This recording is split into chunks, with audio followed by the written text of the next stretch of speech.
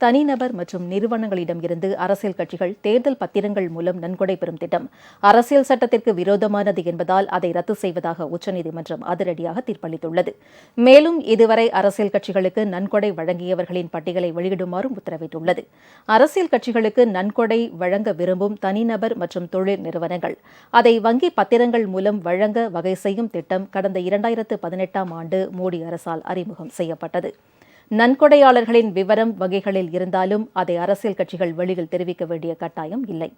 இது வாக்காளர்களின் தகவல் அறியும் உரிமைச் சட்டத்திற்கு எதிரானது என்பதால் தேர்தல் பத்திரங்கள் வழங்கும் திட்டத்தை ரத்து செய்ய கோரியும் நன்கொடை அளித்தவர்களின் விவரங்களை வெளியிடக் கோரியும் உச்சநீதிமன்றத்தில் வழக்கு தொடரப்பட்டது. இதை விசாரித்த தலைமை நீதிபதி TY சந்திரசூட் தலைமையிலான 5 நீதிபதிகளை கொண்ட அரசியல் சாசன அமர்வு இன்று தீர்ப்பளித்தது. அதில் தேர்தல் பத்திரங்கள் மக்களின் அடிப்படை உரிமைகளை மீறுவதாக உள்ளதாகவும் தேர்தல் பத்திரங்கள் மூலம் அரசியல் கட்சிகளுக்கு நன்கொடை அளித்தவர்களின் விவரங்களை தகவல் உரிமை பெறும் சட்டத்தின் கீழ் மக்கள் பெற உரிமை உண்டு என்றும் நீதிபதிகள் தெரிவித்துள்ளனர். பெரு நிறுவனங்கள் அதிக தொகையை அரசியல் கட்சிகளுக்கு வழங்குவதன் மூலம் அதற்கு கைமாறு எதிர்பார்க்க வாய்ப்புள்ளது என்ற நீதிபதிகள் தேர்தல் பத்திரங்கள் திட்டம் அரசியல் சாசன சட்டத்திற்கு விரோதமானது என்று உத்தரவிட்டனர். தேர்தல் பத்திரங்களை வங்கிகள் இனி வழங்கக்கூடாது என்றும் இன்னும் பணமாக மாற்றாத தேர்தல் பத்திரங்களை அரசியல் கட்சிகள் நன்கொடையாக தொடர்புடையவர்களின் வங்கிக் கணக்குகளில் திருப்பிச் செலுத்த வேண்டும் என்றும் நீதிபதிகள் உத்தரவிட்டனர். மேலும் இதுவரை நன்கொடை அளித்தவர்கள் மற்றும் கொடுத்த தொகையின் விவரங்களை தேர்தல் ஆணையத்திற்கு அரசியல் கட்சிகள் தெரிவிக்க வேண்டும். அதை தேர்தல் ஆணையம் பொதுத் தளத்தில் வெளியிட வேண்டும் என்றும் உச்சநீதிமன்றம் உத்தரவிட்டுள்ளது. தேர்தல் பத்திரங்கள் சட்ட திருத்தத்தை ரத்து செய்து உச்சநீதிமன்றம் வெளியிட்டுள்ள தீர்ப்பை திமுக, காங்கிரஸ், அதிமுக உள்ளிட்ட கட்சிகள் வரவேற்றுள்ளன. உச்சநீதிமன்ற தீர்ப்பு குறித்து தனது எக்ஸ் வலைதளத்தில் கருத்து தெரிவித்துள்ள ராகுல் காந்தி, பிரதமர் மோடியின் ஊழல் கொள்கைகளுக்கு மற்றொரு சான்றாக இந்த தீர்ப்பு அமைந்திருப்பதாக குறிப்பிட்டுள்ளார். தேர்தல் பத்திரங்களை லஞ்சம் மற்றும் கமிஷன் வாங்கும் ஊடகமாக பிஜேபி மாற்றியது உச்சநீதிமன்றத்தால் தற்போது அங்கீகரிக்கப்பட்டுள்ளதாகவும் ராகுல் காந்தி கூறியுள்ளார். தேர்தல் பத்திரங்கள் அரசியலமைப்பு சட்டத்திற்கு புறம்பானவை என உச்சநீதிமன்றம் மிக சரியான தீர்ப்பை வழங்கியிருப்பதாக முதலமைச்சர் மு.க.ஸ்டாலின் கூறியுள்ளார்.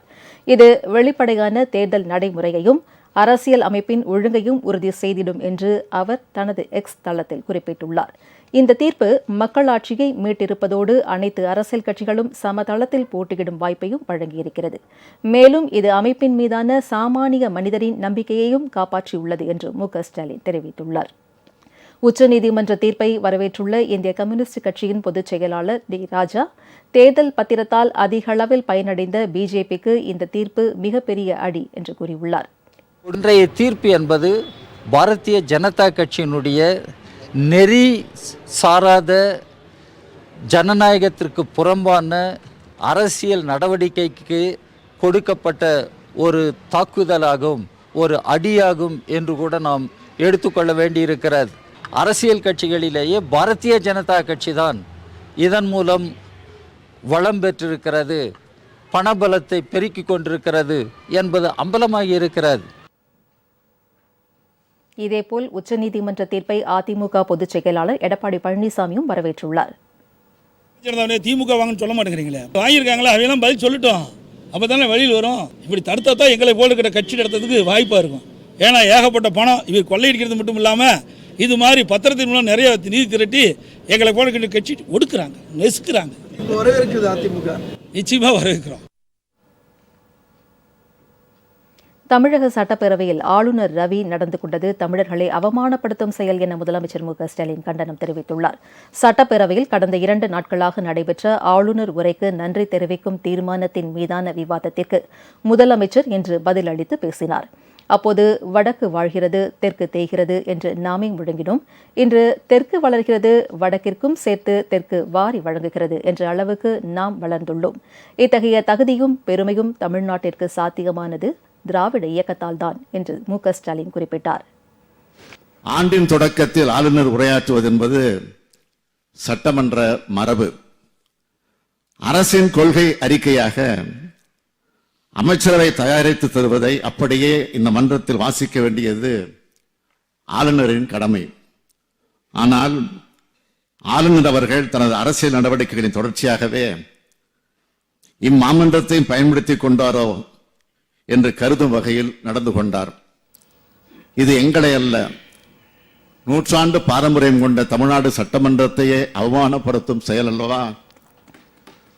கோடிக்கணக்கான தமிழ்நாட்டு மக்களை அலட்சியப்படுத்தும் காரியம் அல்லவா? மக்களாட்சி மாண்புக்கு களங்கம் ஏற்படுத்தும் வகையில் அரசியல் சட்டத்தை மீறி தான் ஏற்றுக்கொண்ட பதவி பிரமாணத்துக்கு மாறாக செயல்படுவது அல்லவா?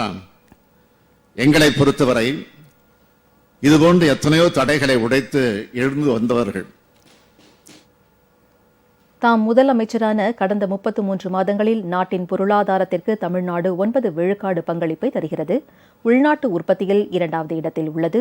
இந்தியாவின் ஒட்டுமொத்த வளர்ச்சி 7.24% இருக்கும்போது தமிழகத்தின் வளர்ச்சி 8.19% உள்ளது. பணவீக்கமும் குறைவாக உள்ளது.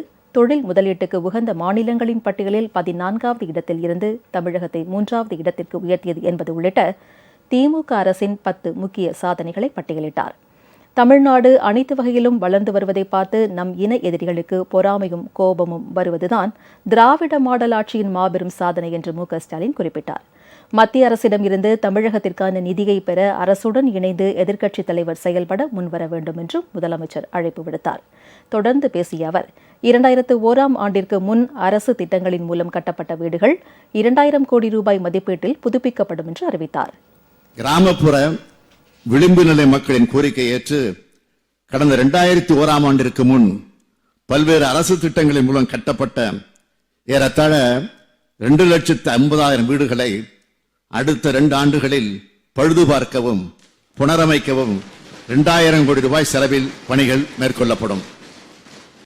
உங்கள் ராஜ் நியூஸ் தொலைக்காட்சியில் திங்கள் முதல் வெள்ளி வரை தினந்தோறும் பிற்பகல் 2 மணிக்கு உங்கள் பகுதியில் உள்ள குறைகளை நேரலையில் தெரிவிக்கும் புகார் பெட்டி நிகழ்ச்சி.